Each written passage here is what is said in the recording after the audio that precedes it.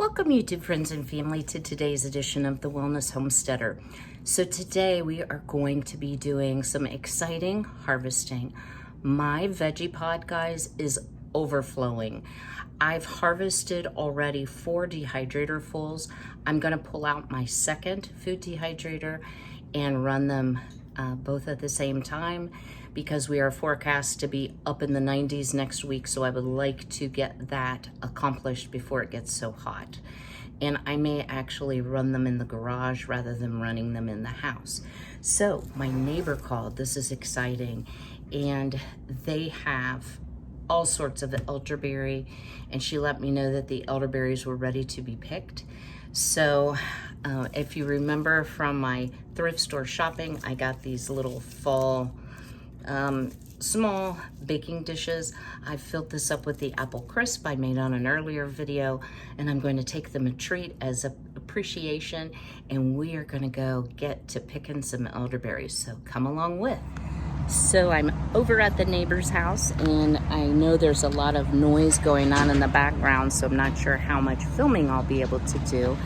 But as you see, this is where the gas line is, but they're actually going on through the woods to the next town over. So they had to remove a huge cottonwood tree. So they've got it down to just the trunk part, which is still, I don't know, 15, 20 feet high, very large. But let me share with you what my neighbor is going to let me pick from. So, let me get level here, guys. I've got my El Cheapy. There we go. Just a little bit. So as you see, loads and loads of elderberry, and back behind their property, and their home sits directly behind mine, there are tons and tons of elderberries growing along the creek. However, with them doing all of this work, I'm not anxious to go back there. So I'm going to pick, and what you want to do is really concentrate on just getting the purpley red ones and avoid taking the green ones. So there is no simple way to do it. I usually just grab a hold of the branch and wiggle the berries off, and usually the ripe ones will come off and the unripe will stay. Then I take these in, they go into a food dehydrator, and you know, I haven't dehydrated elderberries since last year. I'm gonna have to look in my book and see what time I noted. I do them at a low temperature,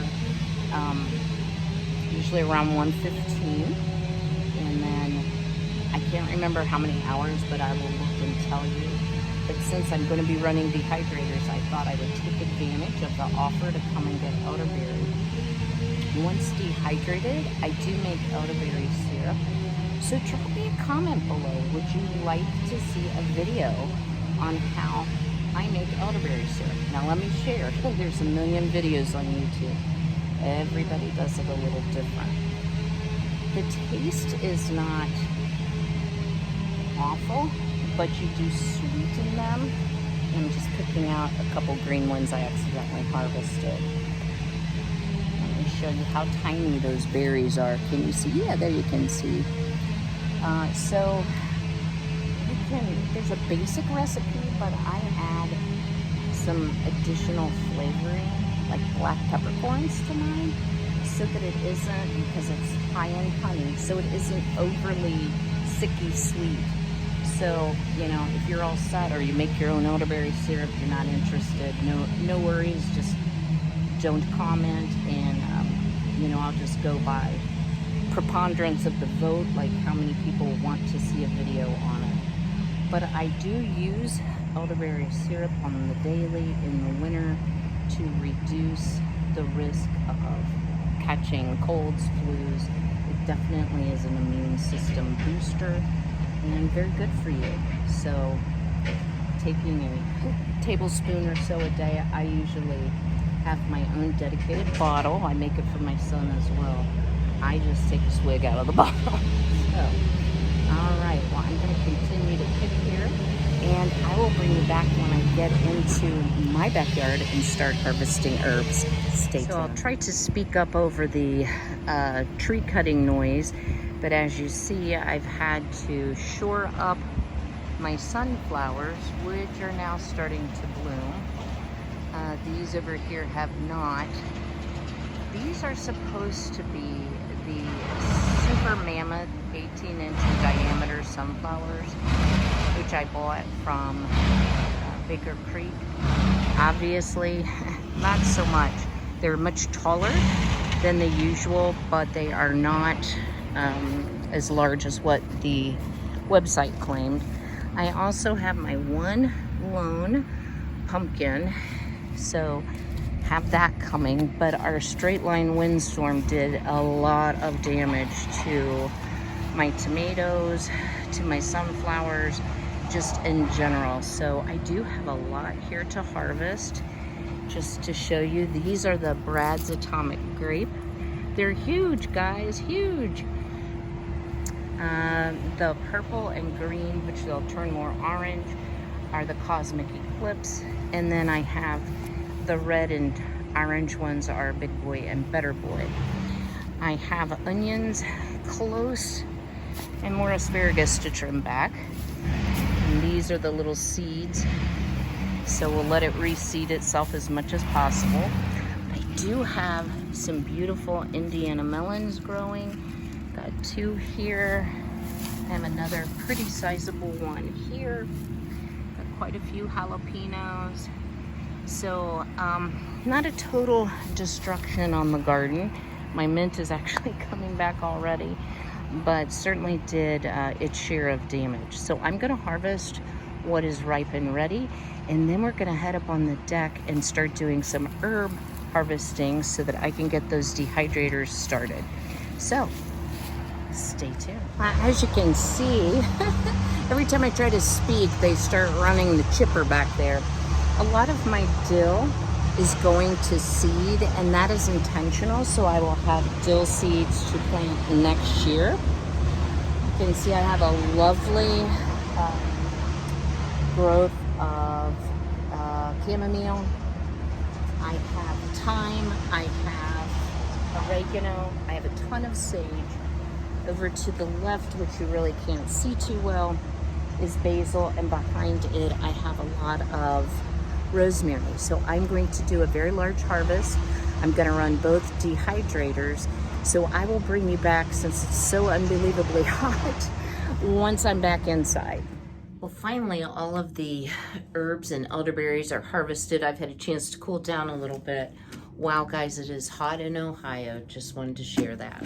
So I also want to share, and I'll leave a link in the description box below, one of the books that I really enjoy. It's called The Ultimate Dehydrator Cookbook. And the reason I like this is because it doesn't only have instructions for dehydrating, it has recipes to use your dehydrated goods. Oddly enough, it doesn't have elderberries in it. So I took a quick peek on the internet. I thought I had written it in the book, but I can't find it. So it looks like most websites are recommending 12 hours at 140 degrees. Since I dehydrate my herbs at around 115 and 10 hours, I'm going to pull the herbs, leave the elderberries in. Once I've pulled the herbs, I'll turn the dehydrator up a little bit to 140, then go ahead and leave it another couple hours, just checking to be sure that they are dry. So you want your elderberries to be very dry and crunchy sounding when you stir them. So here I have both of my dehydrators, and I apologize, guys. I try to speak up. I have a very soft voice, believe it or not. Could never yell effectively at my child. And I noticed as I was editing some of the earlier clips, the audio isn't great, so I hope you'll excuse me. Really, I wasn't conveying anything earth-shattering in those videos anyway. They are still out there working. For those of you who are new to my channel, they're replacing the gas line to improve the pressure, and it's a very long project. It started July 1 and it's expected to go through September 30. So I do have a lot of noise going on. They took down a huge cottonwood tree, and what you're hearing now is a chipper. They're running everything through, like mulching it up. So my apologies. So I do have 2 Magic Mill food dehydrators, and I wanted to share with you, there's a couple types of tray protectors because I did choose this dehydrator versus an Excalibur because of its metal construction. This is the older model. This is the newer model, which is a stainless steel interior as well. And it comes with these plastic trays that go on top to keep your food from falling through, or your herbs, whatever you're dehydrating. And while that's great, I also purchased some of these silicone material mats, and I will put the link in the description box. I got them off Amazon. They are a little large, as you can see, for the trays, so I'm replacing some of my silicone liners because they do, after a period of time, get discolored. I do wash them after each dehydrating, but still, sometimes, especially if you're doing berries, things like that, they will get stained. So what I have here is all of the chamomile. I don't know why, I always want to call it calamine. Not sure why. So I am just filling up this dehydrator, and I just wanted to mention to you, grab another tray out. You know, the better you prepare what you put in your dehydrator, the better your dried herbs will come out. So try to take off stems, miscellaneous debris that gets in when you harvest, so that you're not dehydrating things that don't need to be dehydrated. There are some exceptions. So I'm going to grab out here the oregano that I harvested, and I can tell you from experience that there is no sense in you spending a whole bunch of time getting the leaves off your oregano, or time. Go ahead and dehydrate it. Then once it's dehydrated, you can strip those leaves off of each stem very quickly, very easily. Again, I just kind of pick through, make sure that I don't have anything that's snuck in, or like big stems that need to come out. And you do want to single layer it. It will dry much more evenly and much quicker. And one of the reasons I like the box style dehydrators is that they definitely have an advantage over the stack style because of air circulation. Now, what I have in this dehydrator is elderberry on the bottom. I have 2 huge trays of basil. I have my chamomile, I'll get it out. And then on top, I have oregano. I still have a lot of sage, a lot of rosemary, and some thyme that I am going to be putting in the second dehydrator. So I will set up, gotta turn on the power. I do have this on a power strip in case we have a power surge.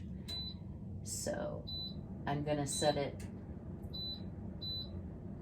My 2 are a little different. This one, 113, and I'm gonna go for 10 hours, and then you just walk away. You set it, walk away. It will automatically finish, and it will ding when it's finished.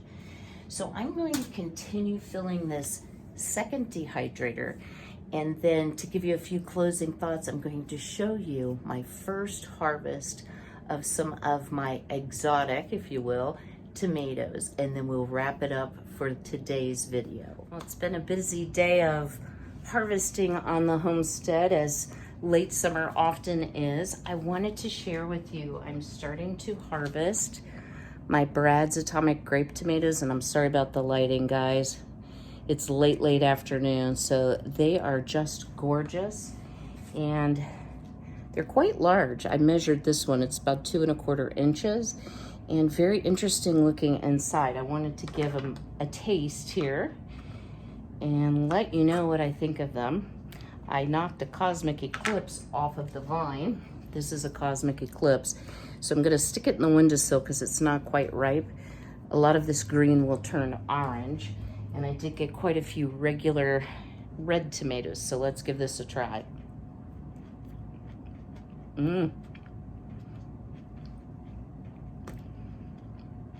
Wow, guys, is that ever good?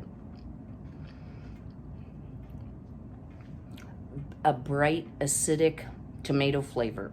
So definitely not like a yellow tomato, which is what I thought. They might be very mild, but they are absolutely delicious.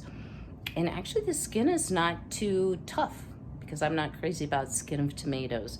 So I hope you've enjoyed today's video. If you haven't already, please go ahead and smash that like button. If you're not subscribed to my channel, we'd love to have you here as part of our YouTube family. Hit that subscribe button and then ring the bell to be notified of all the new videos. So as always, be healthy, be well, be blessed, and I'll see y'all very soon. Take care.